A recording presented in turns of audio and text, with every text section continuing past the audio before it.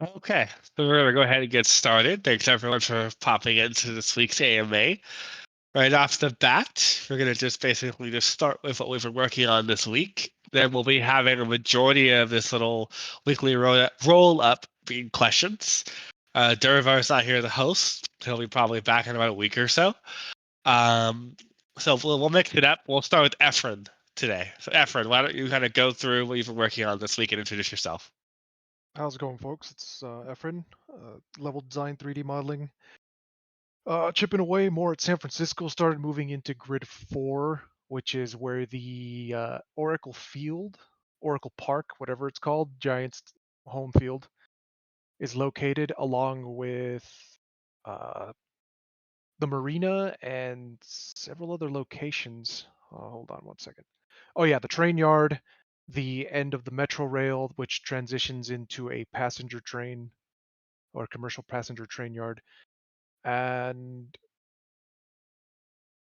pretty much cleaning up a lot of the streets. We well, I put together a spline tool to help kind of speed up the placement of like sidewalks and streets. Rob brought in a tool that we used to use called Snappy Roads, which has been refined a little more. I was checking it out last night. It's definitely a lot better than I remember when we first started the project. So we're going to be using that going forward with more maps to build the city streets. I mean, I pretty much already built the city streets for this one, so it's kind of too late to use it. There are some sections where I will be revising it, uh, taking away some of the landscape splines, which are pretty heavy on the draw calls, and using the spline tool for that, and then converting it to static mesh to bring down those draw calls and help out that frame rate, because the landscape splines definitely do the frame rate an injustice.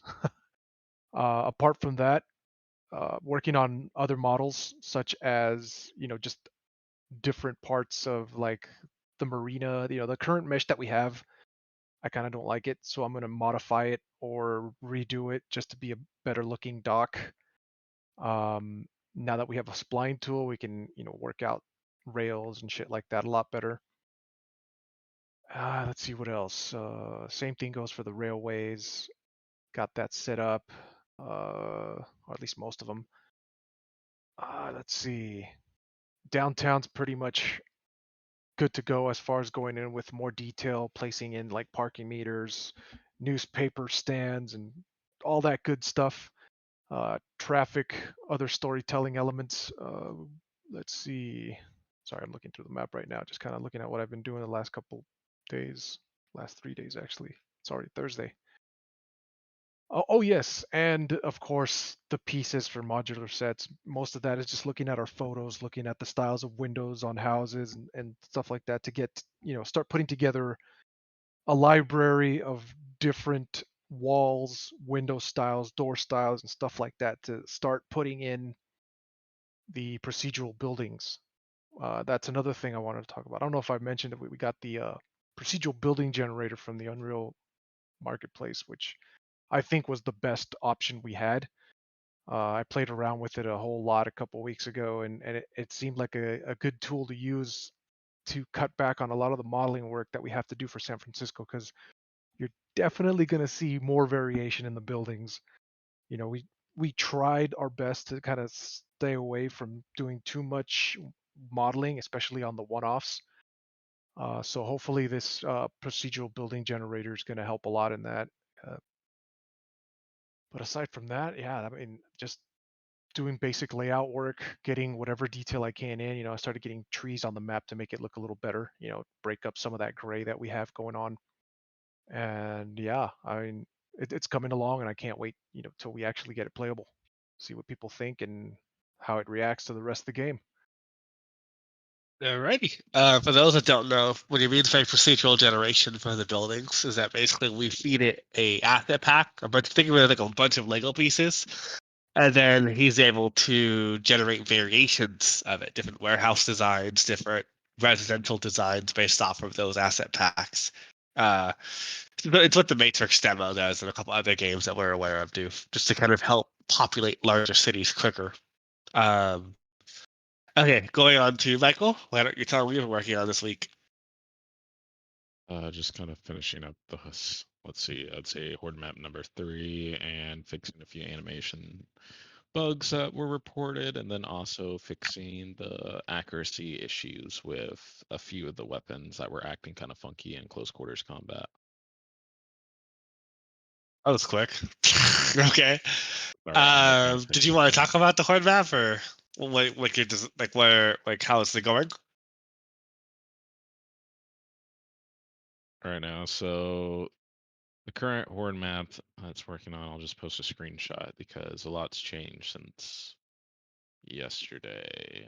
Let me see if I can do that. It'd be a lot easier because what was shown yesterday and what is actually here now are completely two different things now.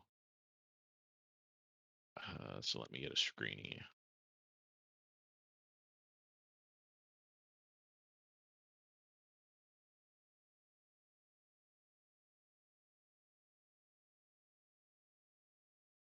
Let's post it.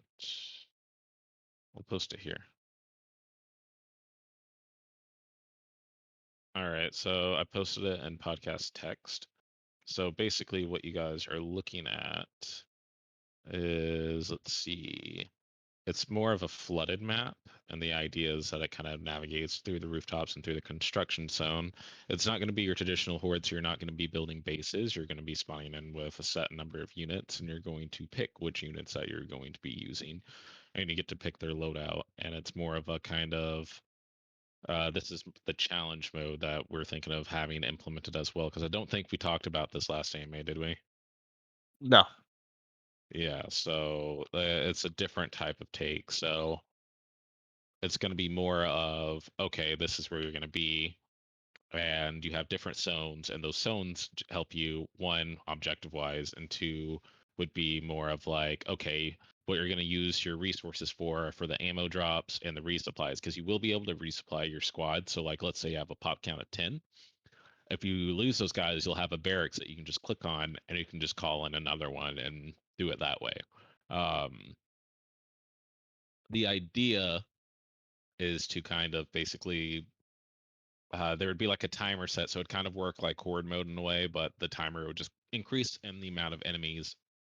And because this is even a smaller scale than the last horde map, that we might be able to increase the infected count, because I think the horde maps have like 200 infected, and this one's even smaller than that one, and so it should be able to go higher. Okay. Let's see. What I've been working on is I've been working on revamping and cleaning up the underlying vehicle systems so that we can properly get the Apache and other guns to support two weapons. We've been working on adding the Little Bird and the Black Hawk.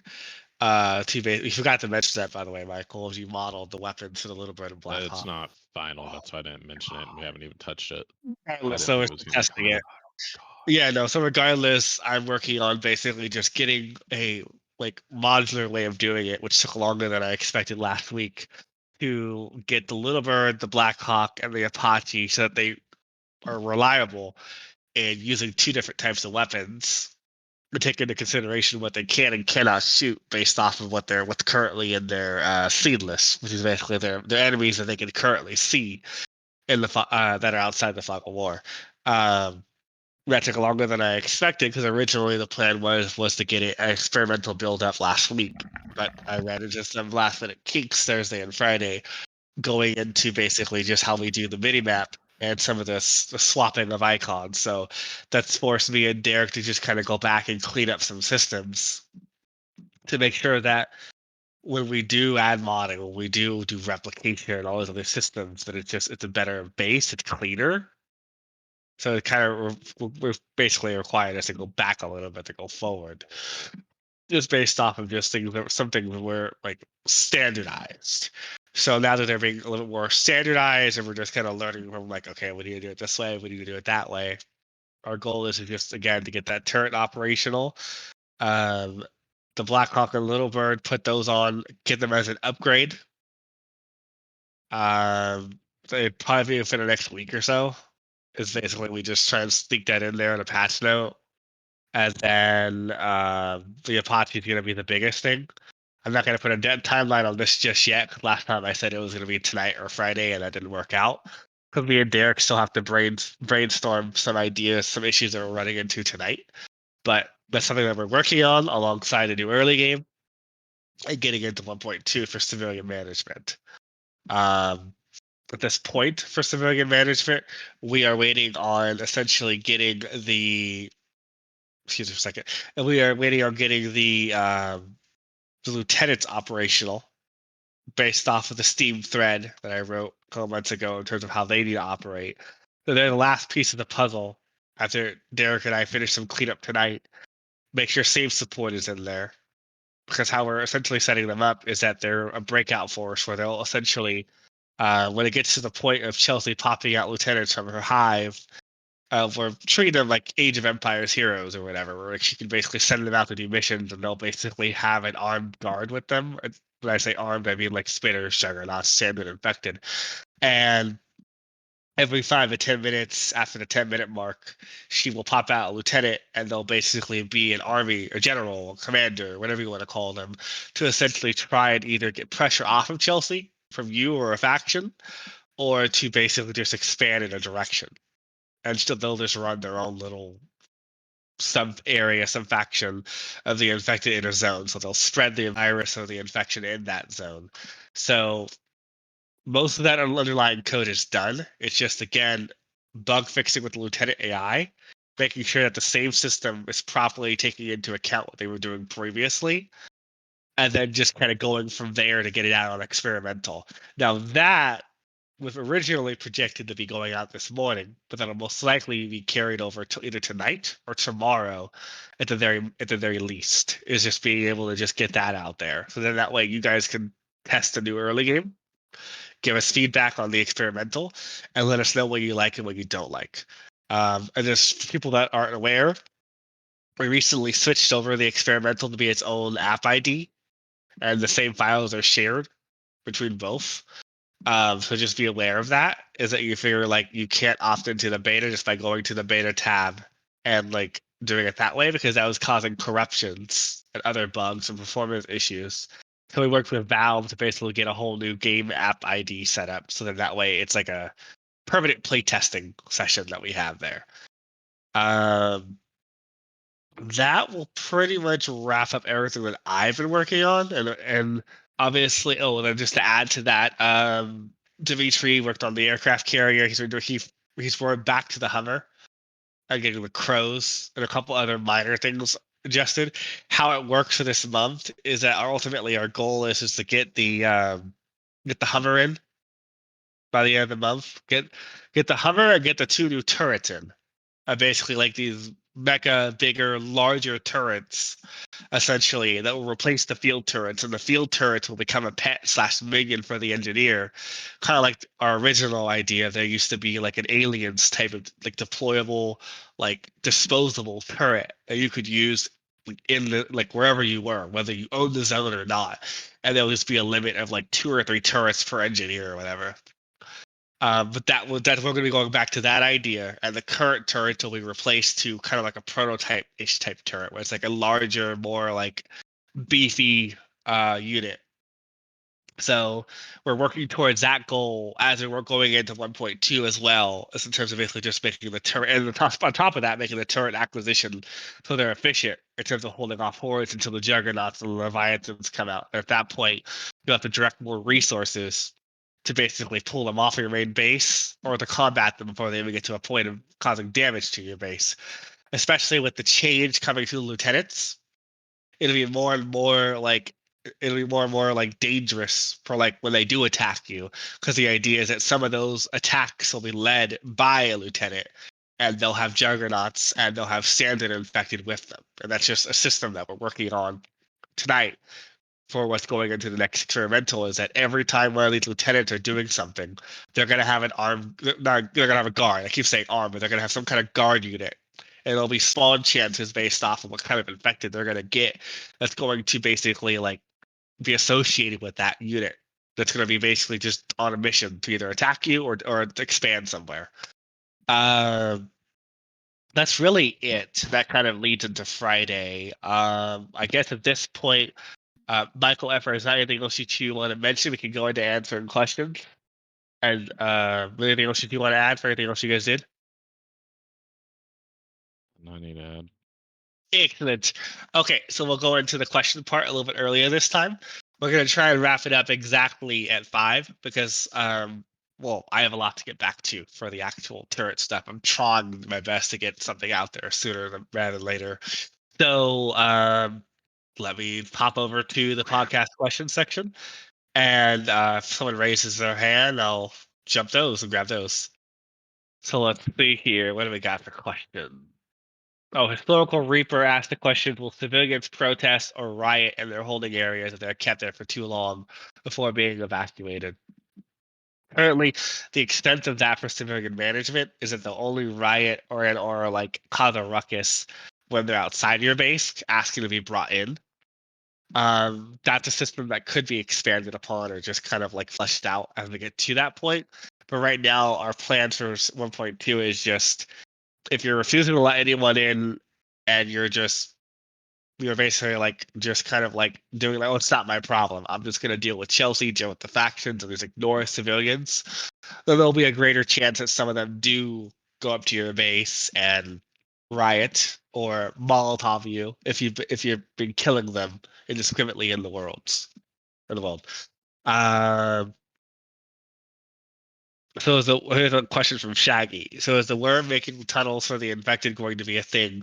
What will stop us from just bombing the bridge if Patient Zero spawns at the power plant?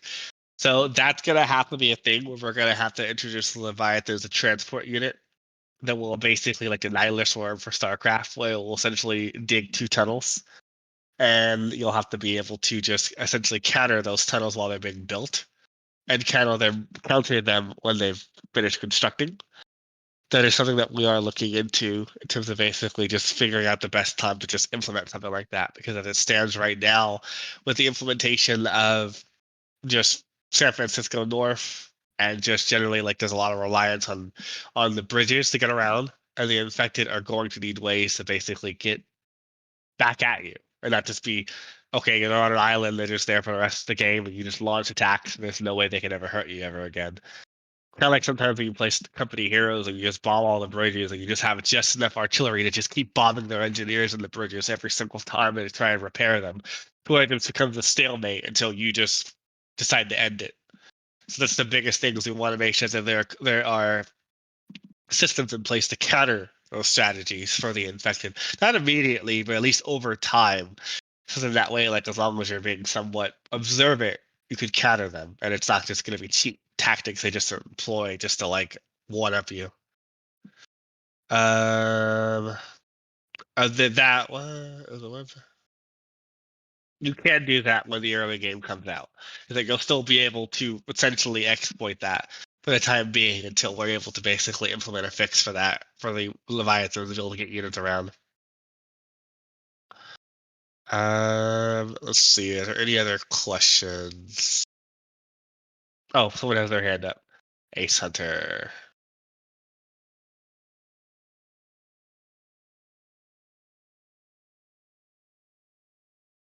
All right, Ace Hunter, all yours. You guys hear me all right? Yeah, I can hear you. All right. So I have 2 questions, but first things first, aircraft carrier looks great. Fucking love it. But my first question is with the aircraft carrier being implemented, I saw we can have units stationed on it. Is it possible, or at least isn't it an option, instead of building your base, say on the shoreline or just somewhere in the city, could you technically operate off of the aircraft carrier completely and just build little frontline bases? So that came up in early discussions, and it also came up in a couple AMAs where basically because the infected don't have an ability to get there and then actually hurt you, you'd just be invulnerable. So I mean, if I know some people just put Chelsea Winters there, and then the game can never end now. So at that point, what we're trying to do is that even if we even get to that point, the minimal we're going to allow is you can build units there, and we're going to eventually get to the point of aircraft. But that will be at a point where the infected can at least get onto the aircraft carrier via like the Leviathan or other stuff. Because right now, like that thing is very, very overpowered in terms of basically like. Eventually, I'd like to get to that point. At the very least, being able to resupply, refuel, and repair, and being able to stage and move it around.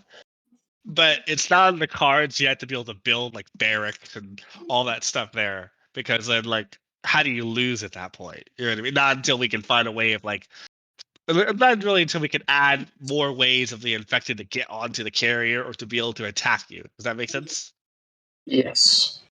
Yeah, so it's more of a balance thing at this point, and a resources thing of like we don't have the ability to add that yet, but it's in our mind. It's something we're thinking about, and right now, our priorities is to get the civilian, get the new early game, um, get the dynamic civilian groups in, get the factions in, and then at that point we'll take an inventory and basically just figure out like, okay, let's look at that. Let's look at the Leviathan's burrowing.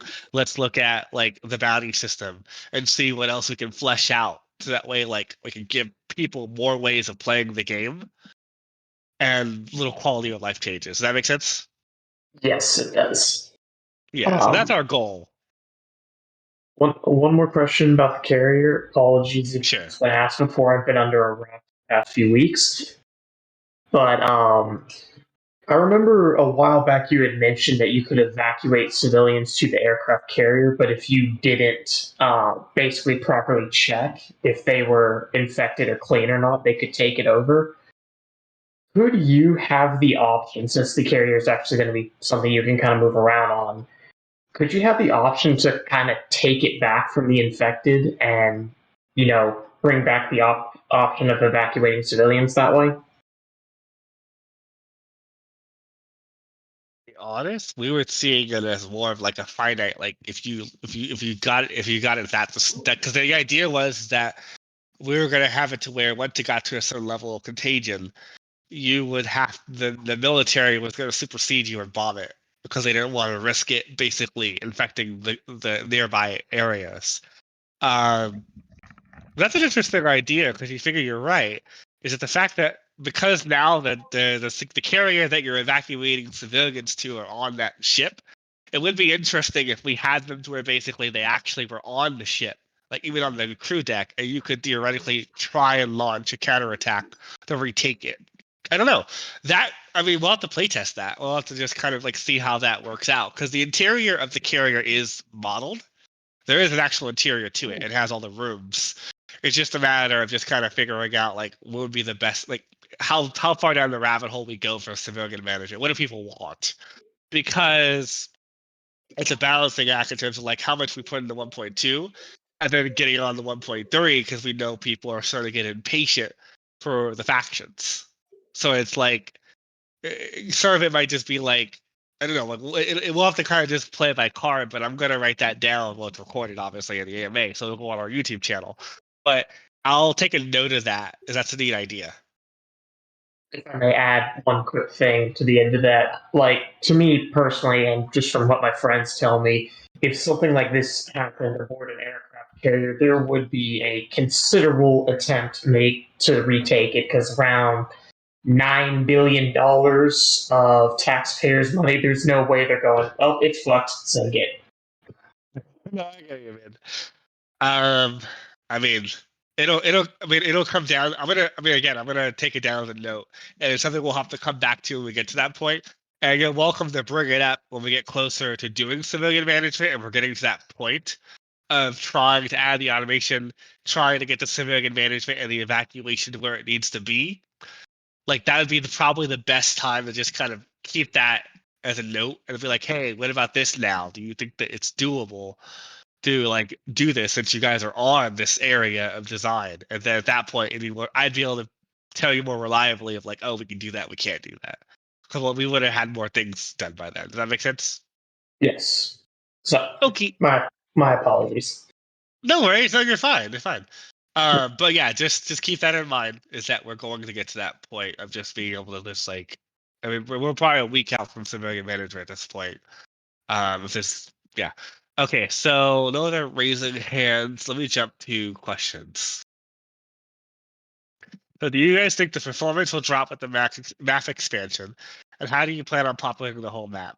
I know this is ridiculous, but what are the chances of going into those work tunnels? Would be cool if they actually became things that can collapse and be used to traverse around the map. So ultimately, when we go to the conversion to adding San Francisco North, myself and Derek have already talked about this quite a bit, is that we're going to be integrating or rather converting the project over from world composition to world partition. Again, another newer feature that the engine uses. So then that way, like right before San Francisco North comes out, it'll be more efficient because we'll be streaming the map or the world in smaller chunks. And we'll be pushing and virtualizing more of the AI, similar to what Kenshi does, where like they fake stuff more in the background. Is we'll be pushing more and more of those systems. So then that way we can keep that persistent open world without loading screens and just run like two groups are fighting each other in the background. As an example, like in Civilization, we take their general flags. Then we don't simulate every bullet, everything that happens. We literally just look at each force's strength. We determine how long it's going to take for them to kill each other or fight, and then we determine who lived and who lived and who died, and how wounded are they. Instead of just actually rolling that out, and then we would play associated sound cues based off of are you nearby. So then that way, if you want to come over and stumble upon that fight, you can. And the system will recreate that battle if you're actually within line of sight to see the battle. So that's a system that we're looking at doing to basically just kind of like virtualize and de-virtualize entire battles, entire situations that are going on across the map, and have all those things going. So then that way, it's an actual living, breathing world. Because that does need to be pushed another layer, another step up in terms of basically just kind of picking the game to be less CPU bound. It's more equally balanced between the GPU and the CPU at this point. Infected walls will be snuck in the next week or so. It hasn't been on like any kind of thing, but they'll build random walls around their perimeters to basically try, like Chelsea around her perimeter, around the lieutenants, around the standard infected where they're spreading. Wherever there's an encampment for the infected, they'll randomly just kind of build and place down walls. For the infected builder units, we decided to put that off a little bit longer until we get more of the civilian management and faction systems in. Because that's more of like, when we get to the point of making the infected playable, we want to get rid of the ability for standard infected to build structures and convert it over to a builder type unit. That'll probably just be a retextured little guy for the short term. And then the long term, it will be basically a whole new building unit that will get conceptualized and modeled and all that stuff. But that's just a quick little drive-by what we plan on doing for infected walls and engineers. Anyone has a hand up? No. Going back to podcast text then. Essentially, Birdie, we're looking at that. Basically, it's like, if it's not immediately within your realm of influence, it'll be auto-resolved. It'll look at both sides' strengths and basically do that. Because as the map gets larger and larger and larger, we can't have every single battle be playing out in its entirety as if you were witnessing them right in front of them. So it's about basically like writing systems that fake battles, and then when you bring your camera over, there's an actual battle that's either going on or has ended when you come over. Let's see. Podcast questions. So the barbed wire for your question, Ice Money, we have traps and other stuff that we're looking at, but it'll come down to like a squeezing in like during the walls. We'll do the walls, and then the next time we'll probably squeeze in like traps or something like that between maybe 1.3 to around right, like maybe right before 1.3 or in between 1.3. We'll give the infected like traps and other things that can cut your units and hurt them if you like walk over them. Well, yeah, those are things that we're looking into. We build a leverage sliding mechanism to support easier game development. If the game is dark, it shouldn't also be so hard to perform for. I'm not really understanding that one. Will or would you be able to leverage sliding mechanism to support easier game performance? If the game is dark, it shouldn't also be hard for performance. Michael, do you understand that question? Or Efren? I guess he's saying that because there's really no lighting in the game, there shouldn't be an issue with performance. That is a GPU bound issue, though. We're more CPU bound. That goes into the whole virtualization thing. Is that historically our game can run on video cards or like toasters. Like I can run the game on a 1060, and I have a 950, and it still runs. The issue is the CPU trying to process and calculate every single battle, every single infected around the entire world, and we need to do better on our side to fake more of that and to do more like Civilization or what Total War does. So then that way, like we could take those costs off, and then you could apply it more into what's actually going on in your realm of influence. That's another reason why the pop is 80, is because you figure with more units, you can have more of a physical presence in the world, which is a degradation of like the performance, because then you're going to have more bases, you're going to have more towers, you're going to have more what's the word, turrets. So that's why we've been very It's an open world RTS too, which is just insanity. yeah. So the idea is that we're going to look at the performance when we get to 1.3 after the virtualization has been pushed and other things like that, and then we'll increase the pop and we'll kind of play around with numbers to like make sure that on the minimum spec everything's still at least 60 frames. Do you guys have plans to make an endgame more complicated? Right now, it's mainly get DNA, research shut-arounds, snipe patient zero. Maybe have additional objectives before patient zero can be killed, like all main hives that are down or all LTs dead. So, Mike, for your question, that's exactly what we plan on doing. So, when we get to a point of revising the DNA research tree, we plan on making it to where essentially you have to kill each lieutenant and get basically the research, like you have to get a special DNA drop they drop in the world, and then you would use that to unlock a tree of essentially understanding the virus and being able to eventually unlock shredder rounds. And at the same time, the DNA points be more so essentially just kind of like, okay, like unlocking uh, resistances to the infection when you get meleeed. How long it takes to infect your units once they're infected, like that kind of stuff. To give, and then also increasing the air tanks because of how long you can be in gas zones. Because eventually we'll go to the respirators idea, but when you're in a gas zone, you'll have to actually use an oxygen tank. Your units will automatically put on and take off, and that will be tied into the DNA research of like how long can you be in there, and scientists will have the longest period they can be in there because they have that huge like closed circuit system and a huge oxygen tank. Um, so ultimately, our goal is to basically just kind of like expand out the late game and make it more like situational, not as like it's very simple right now. It's very simple in terms of the end game. So yeah, that is a goal. Any questions on voice? No. That's the.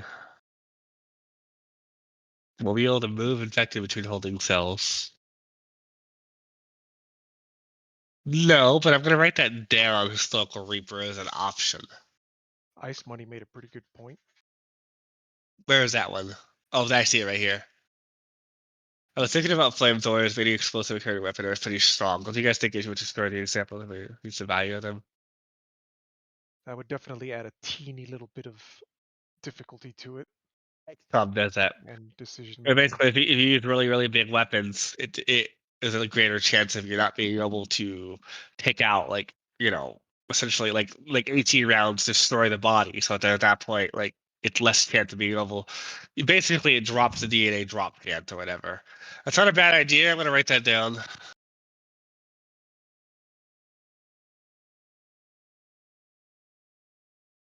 Heavy rounds drop DNA chance.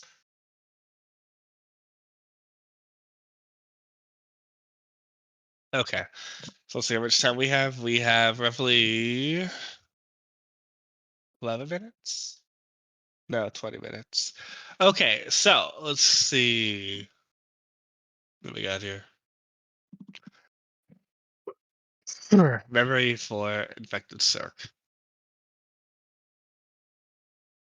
As it stands right now for the infected CERC units, we don't really have any plans for giving them memory like that. It's more so they're just going to be a little bit stronger because they have armor in terms of being able to kill.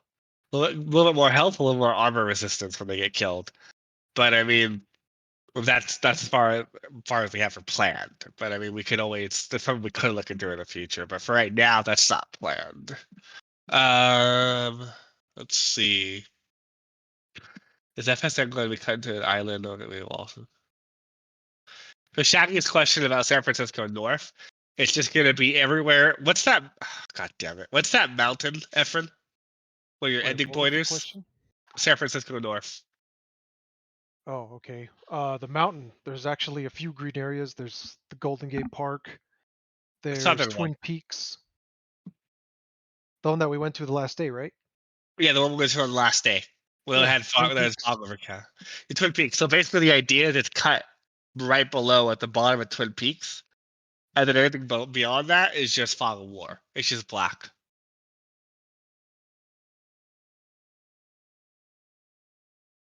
Let's see.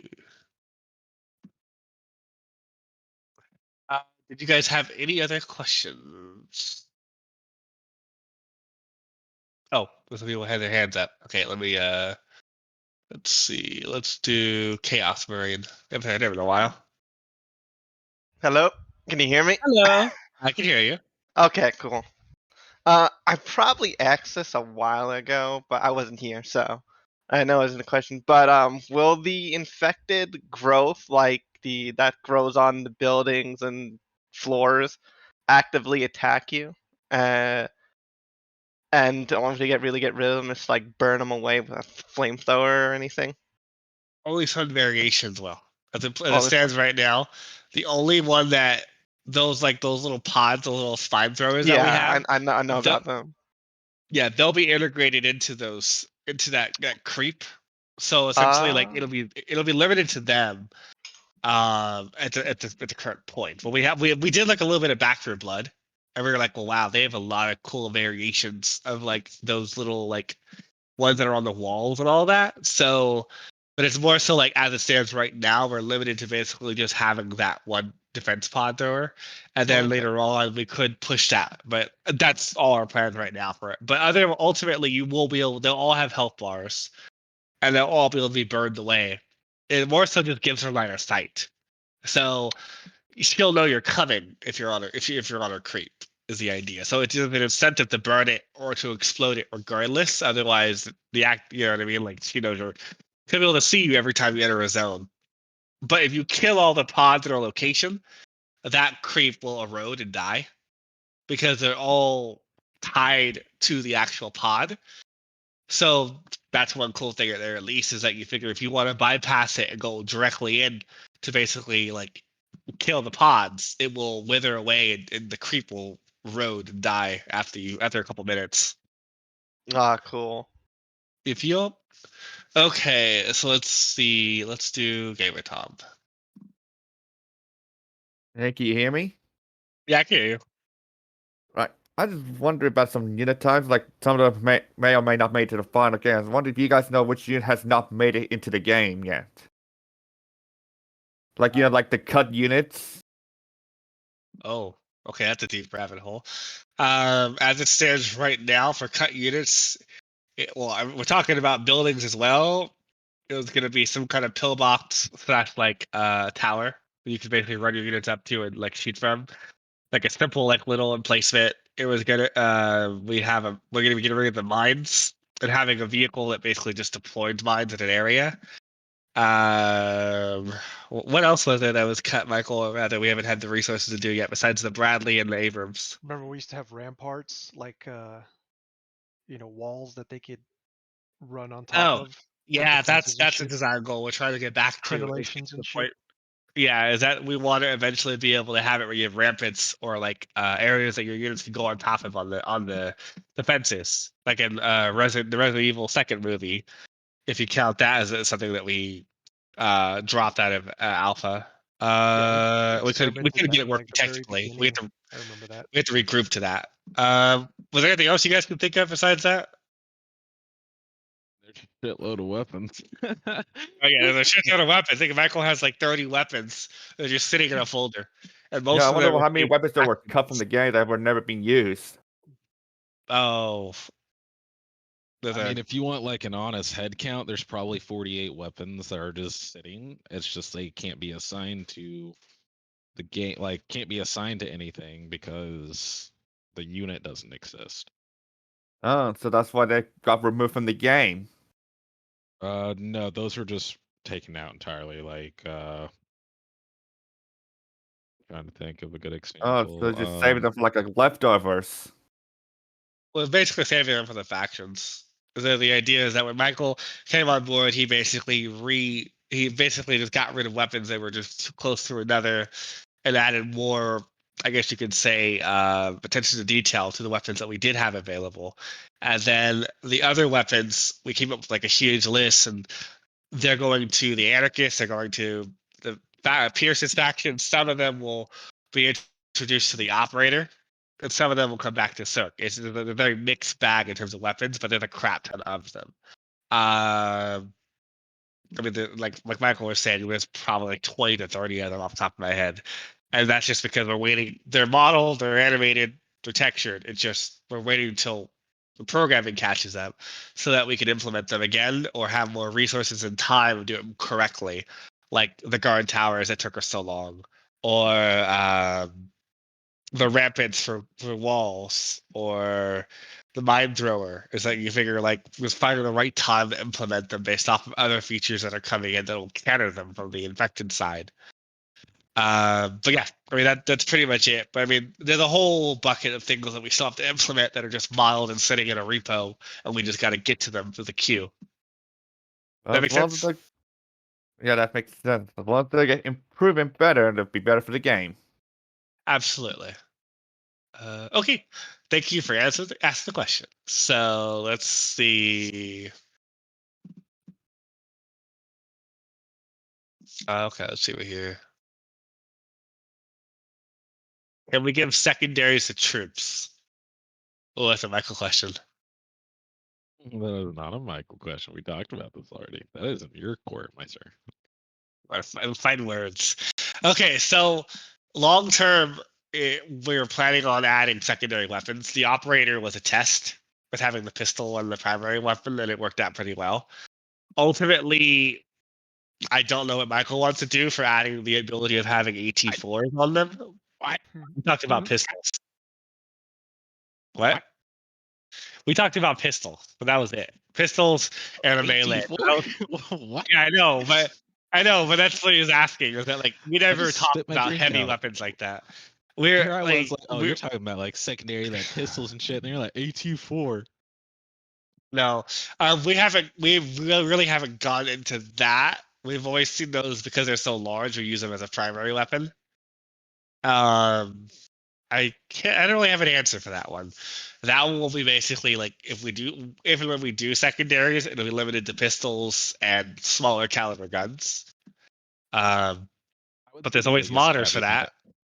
Is So- like the pistol should be kind of standardized just because half the models have holsters anyways, and it would be more of like, okay, if you want them to like have their pistol equipped so they're not wasting their primary ammo or some shit like that, or if they do run out of ammo, they're not entirely They'll useless. switch. Yeah, they can switch over. Let me see. Auto strafe movement for helos will lower their chance of getting shot down from affected defense pods.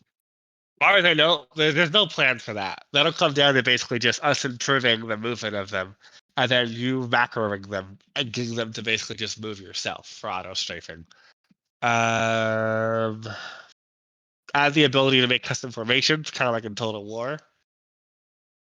We had an idea for that, but that got kind of pushed to the back burner. I mean, you figure right now that's more of a quality of life thing, and that's something that we're gonna have to look into after we get 1.2 and 1.3 situated. But that's not a bad idea. Oh, Ice was talking about how the engineer only has a rocket. He doesn't actually have like anything So give him additional. a pistol is what you're suggesting. So give him like the rocket as the primary, and then give him a pistol as a secondary. Or I Now, mean, you could go the normal caveat, but you know. I get what you're saying, Michael. I get what you're saying. I'll put that down on a note. we'll regroup on that one. What are the plans for the operator? Will be skills or some abilities you can unlock by playing the game more and using the operator. So ultimately, the operator is kind of on pause until we get more of the core situated. Once 1.2 and 1.3 is situated, then our goal is to make it to where the operator has a skill tree. He's an RTS and FPS hero unit. And right now he's limited to level 5. We want to increase that to level 20 or 25 at the very least. And have it to where like you can pick and pull abilities from like the heavy or the sniper or the assault and be able to like build a unit of how you want to play. So he's like your hero unit, your special operator unit. I will say though, what's up? a big change that will be coming very soon with the operator is once the assault situation is fixed, he will be switching back over to the Spec Ops mesh. And once that happens, though, he'll have more than just one weapon in his arsenal because the assault currently right now has a majority of the firearms. So once we He'll be getting a fix lot that more one, weapons. that will go across. Yeah, he'll get a lot more weapons because since he's using the third person base, there's nothing additional. He just has to have the weapons made available to him. Let's see. Well, the area humanitarian back to the more cluttered set spits like food or water relief. That actually hasn't come up in our discussions, honestly. That would be more of a quality of that'd be more of like a icing on the cake thing. If anything, I would see that more as like I would see that more under like dynamic events because we have a card and a TVA on our roadmap that's for dynamic events where we want to just kind of add random things that just pop up in the world. Like 10-second, 20-second like events things or whatever. That could be interesting. Just kind of grandfathering into that TVA section is having like small little random things that just pop up in the world just to give it more life.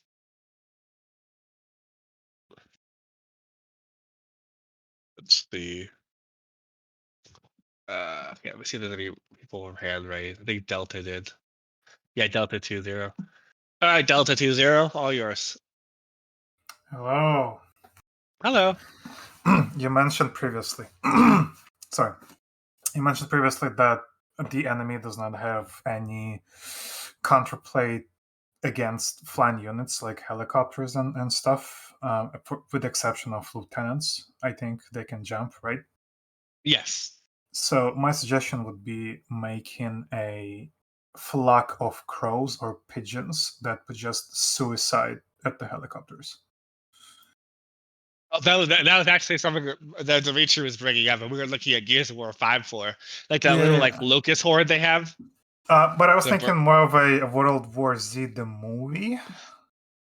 World War Z the movie. I'm trying to remember that from that movie. It's when they tried to fly away and my bad.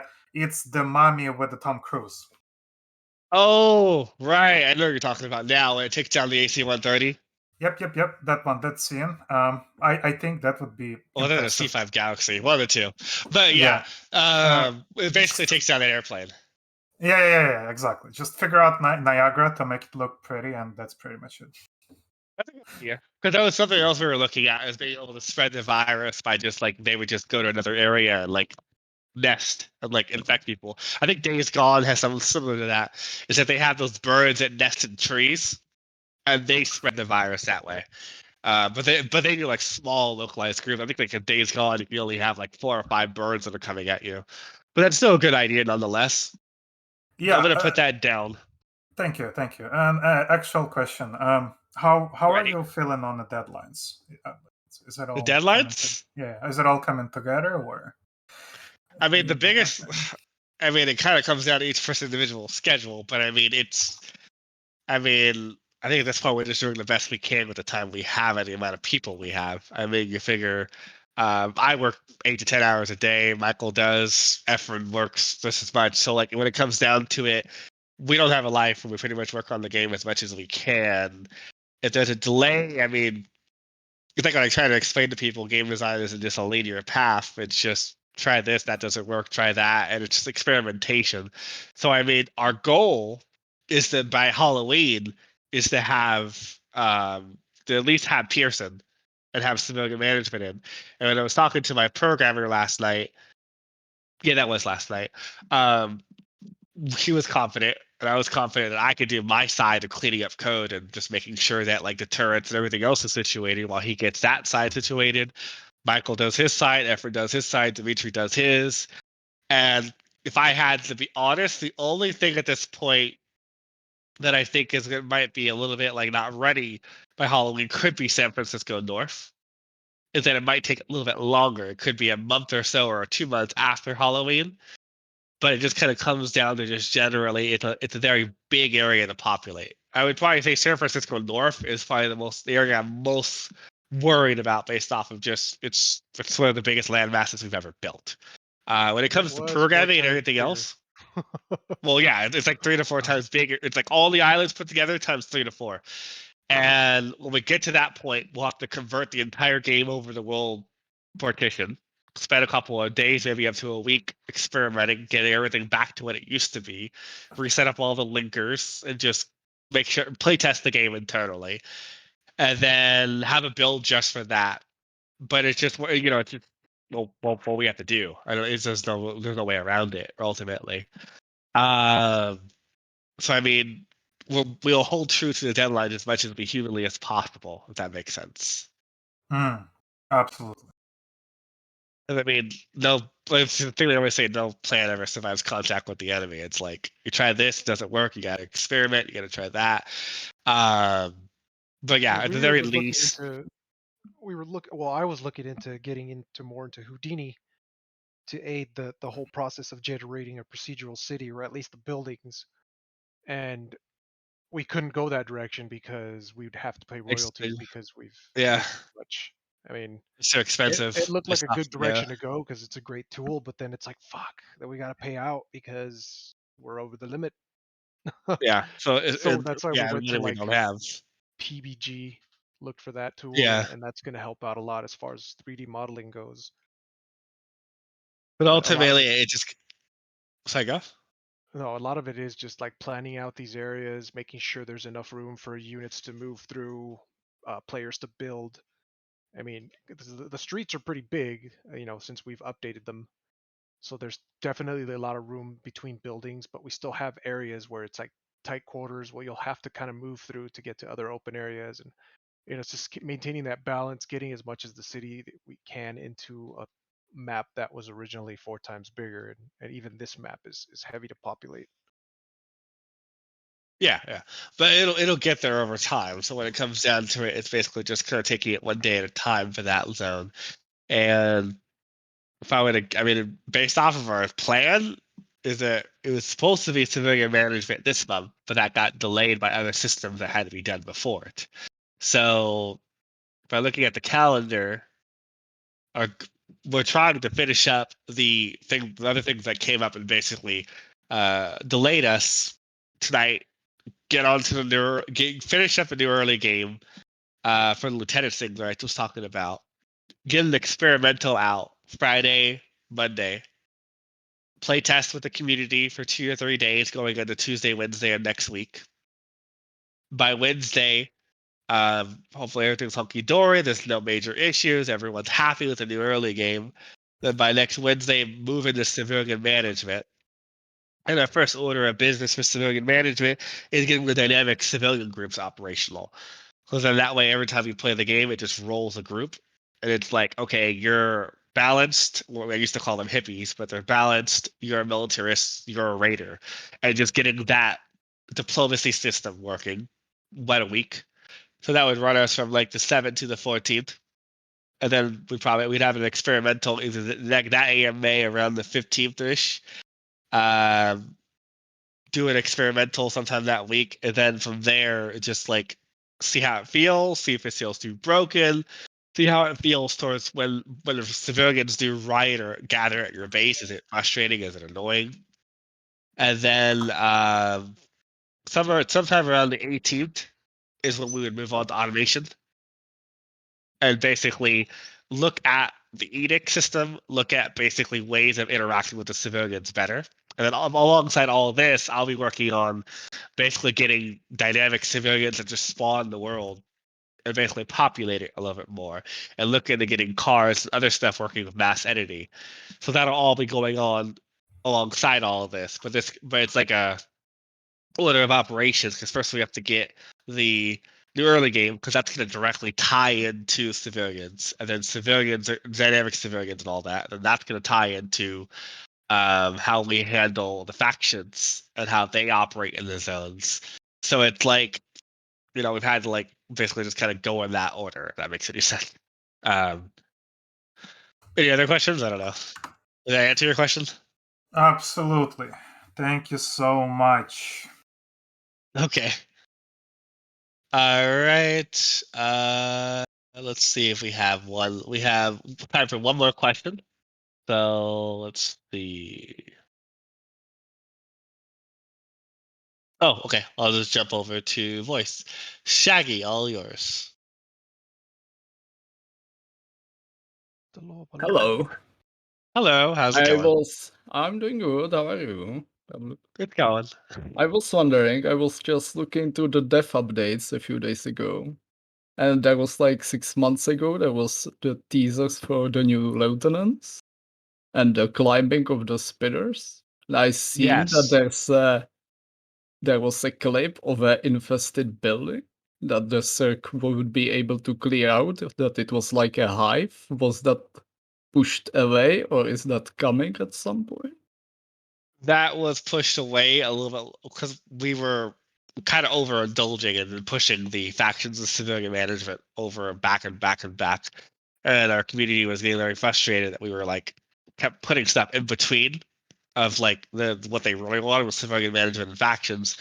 So we felt that we should probably come, and then when we did do that, we had optimization issues. So the compromise now is to essentially just get to basically just the civilian management and the factions, and then at that point go back and look at the infection system and like, okay, like that's one of those auxiliary items that we were talking about that's kind of like in a list somewhere or in a folder of assets and things that are done. We just need to basically just kind of assemble them and put them into the game.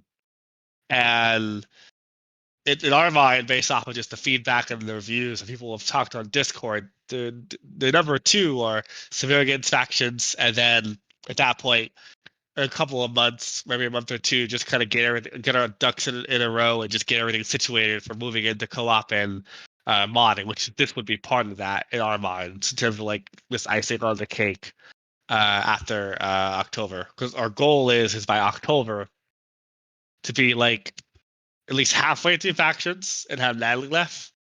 If everything goes to plan, it would be Natalie and it would be Pierce. But that's generally the current plan as it stands. And then once that's situated, we'll break down a list and we'll just start attacking that list in terms of the other systems and the other things that need to be implemented to get it situational, like to get it to the point where we feel that it's feature complete and the game is where it needs to be. If that makes any sense. I have two quick questions. Sure. I was wondering if we'd be able to destroy the Oakland Bay Bridge between the North Island. Parts, yes. Yeah, in parts we'll be converted over to the chaos destruction, and you'll be able to. It's the same thing you do for the other island. You'll be able to destroy that one and then be able to repair it. But that's definitely going to be one of the things that we're going to be adding.